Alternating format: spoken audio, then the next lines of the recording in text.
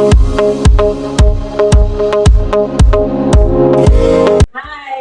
welcome to another episode of Beta Feminist Podcast. On this podcast, we talk about feminism as it relates to the African woman. My name is Chine, and like she has been bullying me, a single beta feminist. Very simple. Duh. And with me is the OG host, Joma. Hi. Welcome. So today we're going to be talking about a very interesting topic, surrogacy.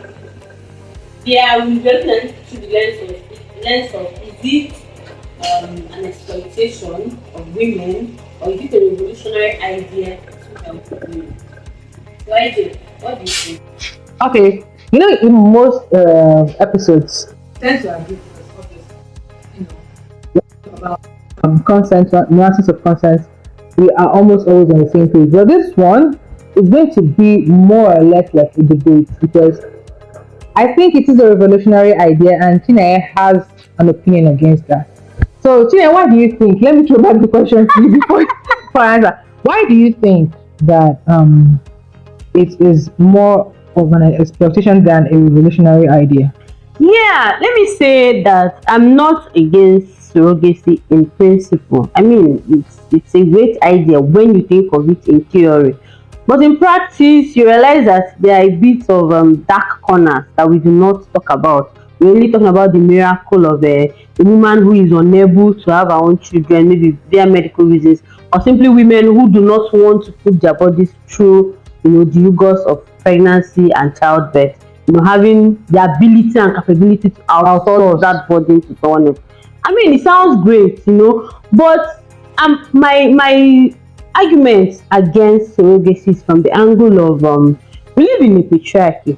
I mean, this is a feminist podcast, so basically patriarchy is our enemy, and everything we do has to be interrogated through the lens of patriarchy and how it affects us as women.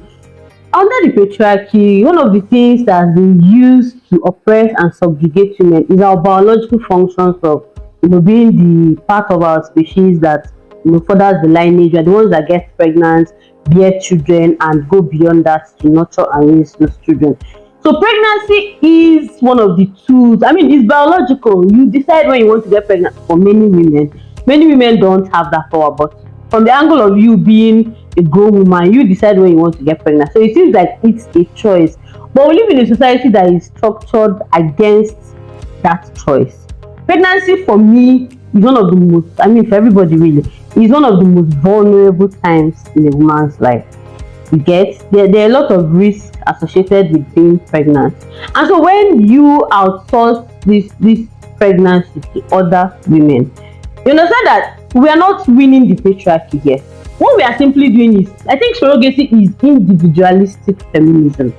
It is not the feminism that is going to lead to the liberation of all women, because the exploitation that comes with pregnancy is transferred to usually poorer women. Rich women are hardly ever surrogates. People who are surrogates are usually poor women, disadvantaged women, younger women. So in terms of choice, I understand you as a feminist making that choice. But what I want to say is that what you are doing is you're not just making a harmless choice. You are transferring the burden to another woman. All right. Can I step in on this point? Yes. Because this is like a debate. Yeah. Okay, first of all, we already know what surrogacy is and everything. Yeah. But what he said you're transferring it to another woman. First of all, the woman is a willing participant. And secondly, if we use this logic, then we have to end outsourcing of all chores. Yeah, definitely. We have to end outsourcing. Okay, we have to stop employing women in places of work, because there are some women who make their living from being surrogates. There are women who are professional surrogates. This is their work. Yeah. Just like there are women who are professional cleaners. Mm-hmm. Just like there are men that are janitors. Mm-hmm. The only reason why, and just like there are men who are professional, I don't want to say professional, but who make their living by donating to sperm bank. Yeah. They earn from it. They do this because they have high quality sperm. They top of the top rate genes and everything. They don't have all these diseases that we carry and everything. So they make their living by donating to the sperm bank. So if you attack it from the angle of we're outsourcing this, then You might as well end all women having to outsource chores. You might as well, because the women who do these jobs, women who work as cleaners, as janitors, as even in offices, they are women who need that money. And then that, if we're going to do that, then we might as well, we don't have to have female cleaners. We can send all female blue collar job people who have blue collar jobs, women who have blue collar jobs, we can just send them home. Because this is the same thing that we're talking about in surrogacy. This is a line of work for a lot of women. There are women who say, I love being pregnant. Okay, I think when this surrogate, there was a documentary I watched randomly while scrolling on Facebook, and they did this for this particular woman. She said she loves being a surrogate, and there's also one who, I think her baby died, and she's still breastfeeding. They love donating breast milk. They say this is what they do. This is actually their full-time job. They send breast milk to banks. I didn't even know that there were such things like banks, where the way we have blood banks, sperm banks, they send breast milk to these banks, which are used to feed, orphan children, or and even mothers that can't breastfeed. So basically, if you say we're outsourcing this to less privileged women, and it is individualistic feminism, you can say the same can be said for, women who outsource, or women who do the sources, or who do the chores outsourced by other women. This same can be said for cleaners, janitors, this, that. And then the last thing I want to add before you continue is, he said it's mostly underprivileged women that sign up as surrogates. That is not really true. I remember that there are a lot of surrogates that are actually very, very comfortable. The surrogate for Elton John, the Kardashians, these people are professional surrogates, and they make more than you and I do. But this is something they do. There are a lot of people, there are surrogate agencies that cater. Obviously, yes, there are surrogates that do this because of poverty, just like every other job. You can say that even for sex work. Yeah. There are people who do sex work just because they need money. There are actually people who do sex work because they love it. There are people who go to university. Like, I remember some porn stars actually go to university, study how to make this, get a master's, get an MBA, and come and do porn. So there are people who are passionate about this. There are women who will tell you that, okay, back to this is my reference. There are women who tell you that I love being pregnant. I love the feeling of being pregnant, and that is why I keep doing this and doing this. And they are well paid for it. There are agencies that cater to only rich people. Just there are agencies that cater to average people like me, because obviously it shouldn't be something that only the rich have access to. Yeah. So I believe that it is not individualistic feminism per se. Obviously, it's not free, but it's not. Then, lastly, there are women who do this for free. There are actual agencies where women sign up and carry babies for other women for free.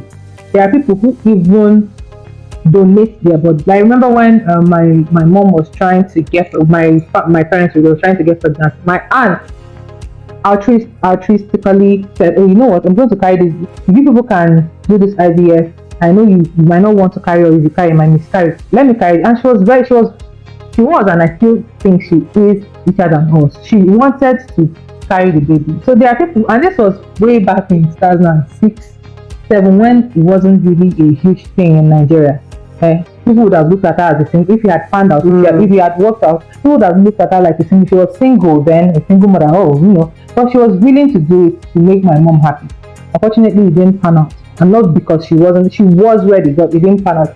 So I think if you look at it from that angle, not every woman is disadvantaged. There are women who love doing this. There are women who are paid well to do it, and there are women who do this without money. They just tell you this agency. There are agencies that normal women like me can sign up and gain access to surrogates. All you have to do is maybe take care of their feeding once in a while, you give them stuff, blah blah blah, and that is it. I think the part you said about some women doing it for free, yeah, I think I've read that. I know there are women who do it altruistically, but my point is that with the comparison with outsourcing chores, which by the way is something that radical feminists actually also think is transferring gendered labor from privileged classes to underclass. So believe me, it's also in line with surrogacy. But I think the difference is that when you outsource gendered labor, like cooking, cleaning to domestic staff, Yeah, you pay them money, so you don't have to do those things because you have other things you're doing with your time. The difference is the risk in life. With surrogacy, and obviously it involves pregnancy, they are just way higher risk. You probably won't die from cooking or cleaning or laundry, but there's even if it's in developed countries, where I think in the US, one in how many thousand women die from, it's still a risk. You could die, the surrogate could die, or even if they don't die, there are so many things that happens to a woman's body after childbirth. I don't think there's any amount of money you can pay to compensate for that. And I know that in certain countries, because they know that the risk of exploitation of poorer women for surrogacy is very high, they put a cap on how much can be paid, so that the people that come through are people, like you said, who are not that poor, who maybe do not need that much money. Because if you say someone can pay $1 million for surrogacy, they can go find the poorest person that's going to be wowed by maybe 500,000, and the person gets paid, and these people could be exploited. And another angle I want to come from when it comes to surrogacy is, it's not just women who do surrogacy. There was one time they had some uproar about two gay men who did surrogacy to have a child, and it raised eyebrows among radical feminists, because they feel like this is not an option men should have. Men should not have the option of renting women's wombs to have children. It doesn't matter that they are LGBTQ. Like, that's not just, it shouldn't just be like that. Many of them feel even if they want to have children, they could adopt. They feel is patriarchal for men to two men, because obviously this is not for lesbian feminists. Many lesbian feminists can do artificial insemination and carry one of the couples. So now this is another angle where that the critique of surrogacy comes from, because there's no law limiting gay men, gay men renting wombs of women. And I think that particular case caused an uproar because the surrogate mother recounted her experience afterwards. She didn't see the baby. She said she was treated coldly. The way they always have second thoughts, they don't carry their baby. And of course, there is a backlash to a surrogate. You've been paid. You don't need to bond with the baby. Okay, maybe she's the kind of surrogate that used her eggs or something. Did she use her eggs? I can't remember the details of the egg. I can't remember that detail actually. It's been a while. So, and I always see these reactions from people when the surrogate starts feeling emotional and every time. People are like, oh, you've been paid. You're supposed to just pay them. It's a business. And yeah, I get that if you're on the part of the parents who own the child. But again, that's why I said pregnancy is so invasive. A fetus is literally a parasite living in your body. So it's plain to say that a woman who has carried a child in her body would not form emotional attachment to that child. And so how we remove that attachment? Like, you're not supposed to.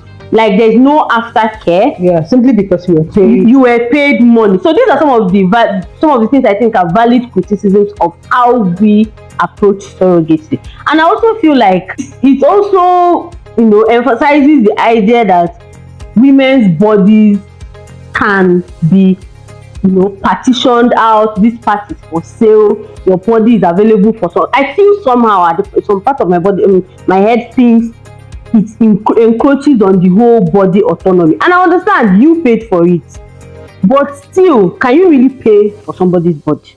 Yes, that is the whole premise of sex work. That is the whole premise of sex work. Can you really pay for somebody's body? That is the whole premise of sex work. You can. I don't think so. You can. You can. Because the body, the womb.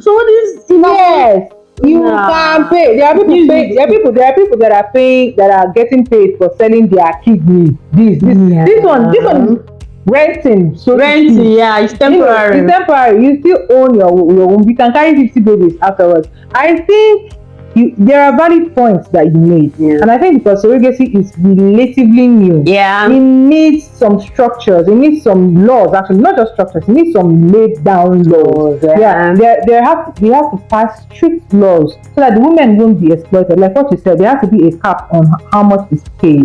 There has to be something that protects the woman, because right now it looks like everything is for the parents. Yeah, something yeah, that protects the woman. But I still do not see it as exploitative, because you are getting paid. This is more or less a transaction, and it's a transaction that in almost every single case the woman is not being forced to participate in. It is something that women go like, okay, let me. It's like when people attack surrogacy from the angle of, okay, it's paid, is this? It makes me, the way it gives you the ick, the way it makes me feel like this logic can be used against sex work, and I'm very pro sex work. Yeah. You have a right to do what you want to do with your body. Yeah. There are some people after sex work, they feel a little bit emotionally attached to. If you've been having sex with someone for say for 9 months, you're going to feel attached to the person. So, is it? I understand where it's coming from, because it can be. You can use the same argument to say, "Oh, sex work should be dismantled. Sex work is wrong. Sex work is this and that," because it is the same thing we're talking about it. You know, you don't own the person's body, yes, but you can't rent it. And the most important thing there is the person in question, the woman in question, is a willing participant, whether for money, for altruistic purposes, or whatever. She is a willing participant. Then, yes, it could be exploitative. I am gay men having access to this. I don't know, but the thing with what's the word? The thing with surrogacy, you can't tell people. You can't say we're excluding this group of people. Yeah, it comes across as discriminatory. Exactly, because once it starts, that would be used for other people. They'll be like, okay, you already have 2 children. What do you need a surrogate for? It could be used to, discriminate against other sections, other types of people. So once it starts, it's something that if you start it, you had better be ready to follow through, because at every point in time there will be a group that you will think, okay, this group does not need to have the access to do this. So I understand where people are coming from when they feel that gay people should not have this access to this, because obviously they are men. Yeah. But at the same time, I see where they're coming from. It's like when if you say, okay, lesbians should not have sperm. It's almost the same thing, because they need this, we have that. It's a whole thing. So at the end of the day, I feel like to make it seem less exploitative. This is a relatively new industry. Yeah. So there are going to be loopholes here and there. Definitely loopholes, especially in countries like ours, where we don't even have normal working laws, let alone, there are going to be loopholes. I think the best thing to do is for every government to create strict laws that are protecting both the parents and the surrogates, rather than say it is exploitative. Because honestly, I don't see how it is exploitative. Even okay, risks come with their risks to attach to pregnancy, risks that even the biological mother would have borne. So yeah, at the end of the day, if you're going to say, okay, you are asserting it is very risky, you could die, so could have the biological mother. It doesn't take anything away. It's just rubbing Peter to paper. She could have died, you could have died. And every person who volunteers or wants to be a surrogate is aware that you could die. This is so bad. This could ruin your health. This could make you lose your teeth. Pregnancy is not a walk in the park. Yes, we volunteer, or yes, they say, you know what, give me the money, I want it. And you can't validate the feelings of those who want to do this, who love doing it. There are women who love being pregnant. I cannot relate, but it's your cup of tea. If that's what you want to do, and if that's the best way you want to earn a living, you have every right to. Yeah, I think I can agree. I mean, my mind is still not yet changed on whether it's not exploitative. But yeah, definitely I agree with putting in more laws to streamline it, make it more structured. And quite frankly, in Nigeria, I think it's such a weird venture. Like if you want to be a surrogate mom, people will get a lawyer and try to look out for yourself, because sometimes you see some of these requests spring up on Facebook and they have such ridiculous terms. Some of them say, oh, they'll put you in an apartment, but there are no laws backing these things. So if they back out of it, or even you, the surrogate, if you back out of it, how do you proceed? What do you do? The thing there is, because I've had a lot of requests from women. Yeah. Who want, and that's the funny thing, they want to be surrogates. Are you serious? Yes, I've had plenty requests from women who want to be surrogates, more than women who are looking for. There are women who are like, I want to do this, and they see it like a get rich quick scheme. Yeah. But and because I've had a lot of this thing, that was how I got to find out that there are agencies in Nigeria that in this small Nigeria we have surrogacy agents. Abi agencies. I don't know how we do. We have them here in Nigeria, and I was reading up on them. They have like up to one even contacted me, to pair with somebody and somebody. I didn't even know such things. Yeah. So, and the funnily enough, they have more women who want to be surrogates than women who are needing surrogates. So the supply is higher than the demand. Exactly. Wow. And it's like there are more children who need to be adopted than there are families looking to adopt babies. Yeah, so it's such a wild thing. And what I was concerned with, is even though I've never talked about it before, but I was concerned with